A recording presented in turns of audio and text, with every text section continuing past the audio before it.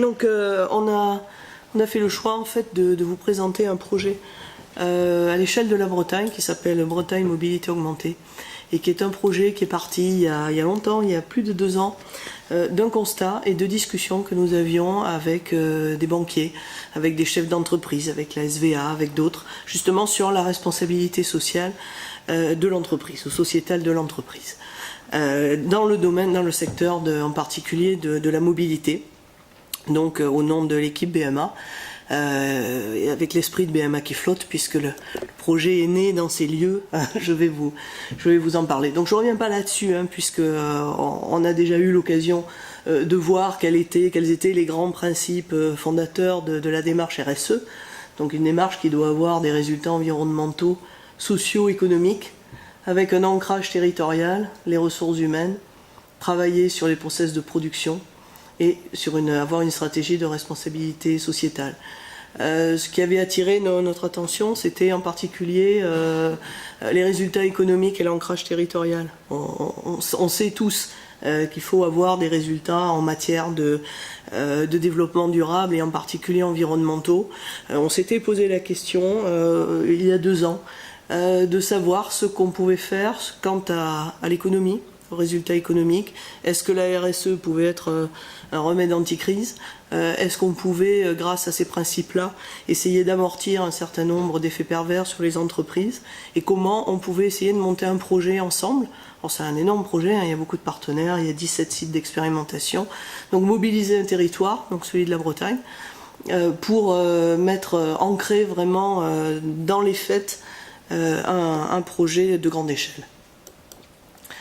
Donc le point central sur lequel on a souhaité travailler, c'était la mobilité. On avait là aussi avec différentes associations, avec ID4Car dans mon ancien job à l'époque, ITS Bretagne et la CCI, réfléchi sur la mobilité décarbonée. En disant effectivement en Bretagne on a un territoire très particulier qui est relativement quand même bien maillé en transport en commun, mais qui nécessite quand même très largement l'utilisation d'un véhicule particulier. Et quand on s'entretenait avec des entreprises, le pionnier a été SVA Jean Rosé. SVA Jean Rosé fait de la transformation, fait du jambon, entre autres, la transformation alimentaire. Et SVA était venu nous voir en disant j'ai un problème, j'ai de tels problèmes de mobilité que j'ai du mal à trouver des employés pour venir travailler chez moi. On les fait décoller à 4 h du matin, mais il y en a un ici, un ailleurs et un là. Donc je ne peux pas mettre en place du ramassage, je voudrais innover, je suis embêtée. Donc on s'est dit, ah oui quand même, il y a quand même un problème autour de la mobilité, qui est au cœur des lignes directrices qu'on a vu tout à l'heure sur le RSE, puisque ça engendre des pollutions, du stress, des coûts en carburant, en véhicules et en temps, et des problèmes d'équité sociale.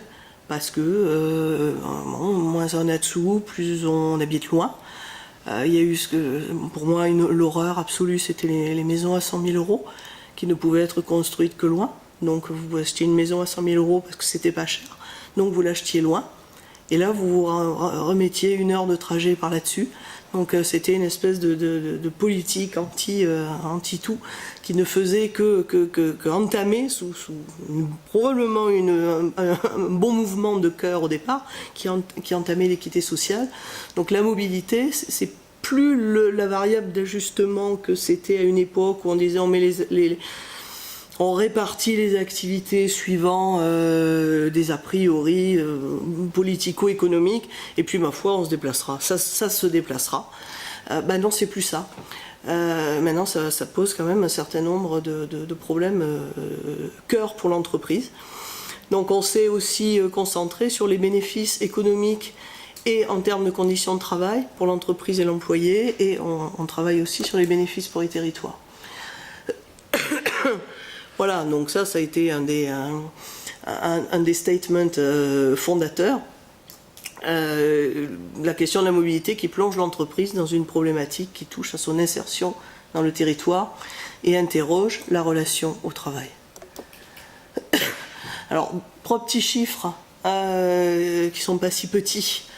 On a commencé à travailler avec les banques, Caisse d'épargne, Crédit Mutuel Bretagne. Et les salariés des entreprises bretonnes du secteur bancaire, ils font 100 millions de kilomètres par an. C'est pas petit.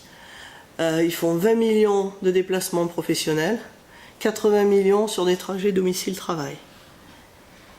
Ça prend, je vous parlais de temps et d'argent, là ça prend toute sa saveur quand on regarde ces chiffres-là. Là aussi récupérés par la CCI. Compte tenu de la hausse des prix du carburant et l'étalement urbain, ça interpelle l'entreprise.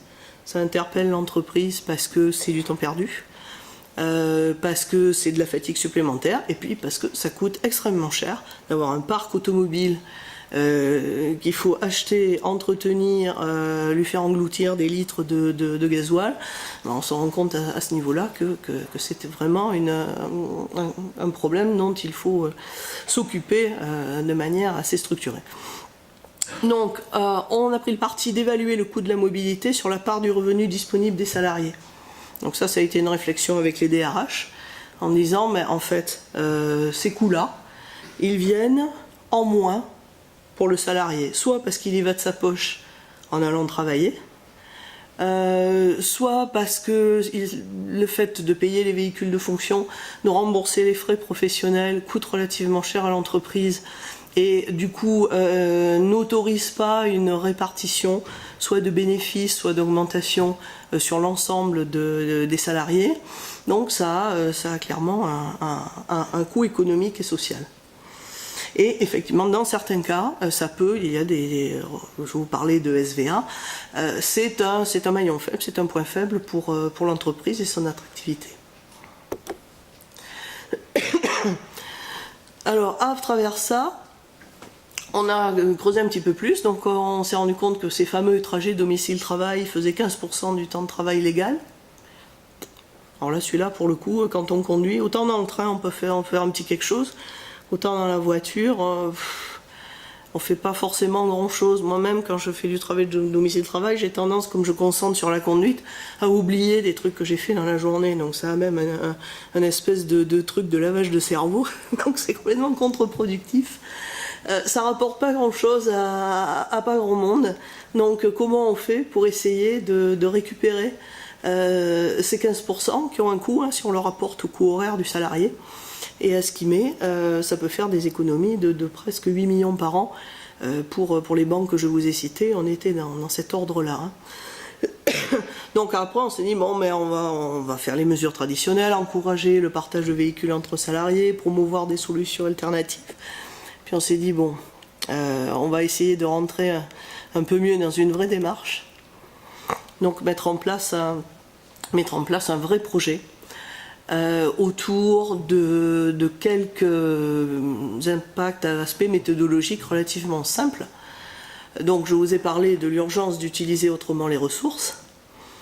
Il était essentiel que les solutions soient acceptables et appropriables par les usagers. On s'est bien rendu compte que quand on touchait à la voiture de fonction dans certaines entreprises, on ne touchait pas qu'un problème de déplacement, on touchait de la symbolique, de la récompense. Etc. Donc évidemment l'idée c'était pas d'aller retirer un avantage qu'il soit perçu ou acquis des populations avec lesquelles on souhaitait travailler. Donc on s'est dit il va nous falloir mobiliser nos collègues des laboratoires bretons qui travaillent sur l'acceptabilité, l'OREPS, le Loustic, enfin on les connaît bien. Il faut arriver à organiser du dialogue et de la concertation, mais là aussi il va falloir innover dedans. Parce que c'est pas simplement en mettant le DRH et les gens que les choses vont se faire.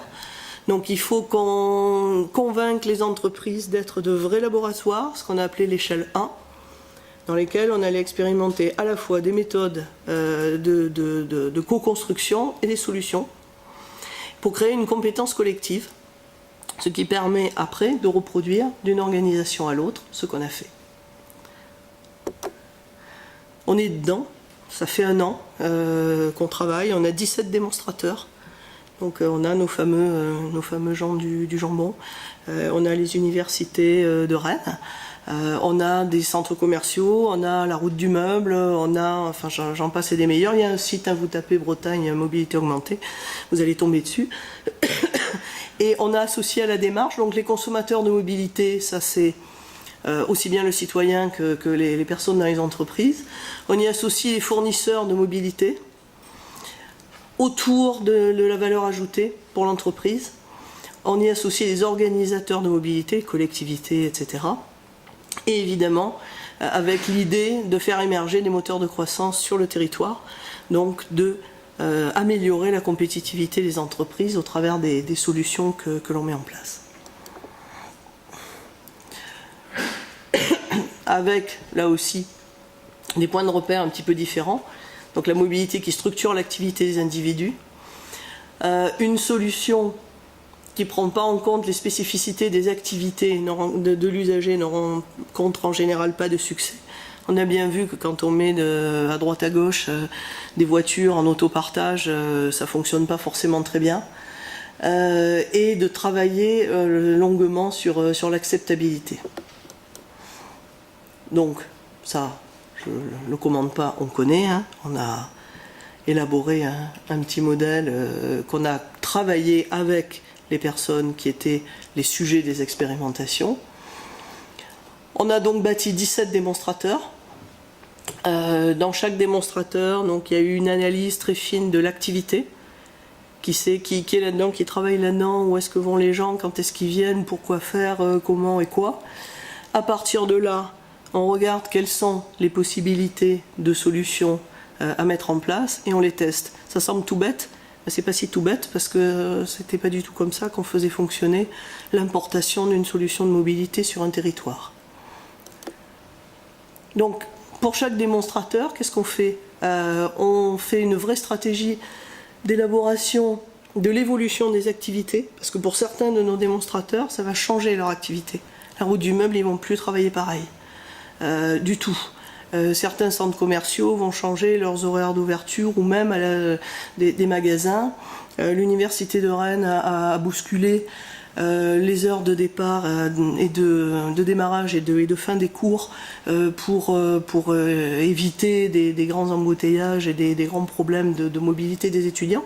Donc il y a vraiment un impact sur l'activité. Réduction des coûts et des émissions de gaz à effet de serre. Et pour chaque site, on teste 3 solutions nouvelles de mobilité, donc à partir de désormais, jusqu'à dans 1 an et demi, et on en tirera les conclusions devant les foules ébahies d'ici 1 an et demi, et sous le contrôle de l'ADEME, puisque c'est un projet financé au titre des investissements d'avenir, et avec la complicité évidemment des métropoles et de BDI et de tous nos complices habituels. Donc vous avez voilà le logo et un remerciement aux 3 papas, maman, Jean-Luc Anka, Fanny Dufour, Alain Soma, qui ont été à l'origine avec nous de ce projet BMA. Voilà, merci.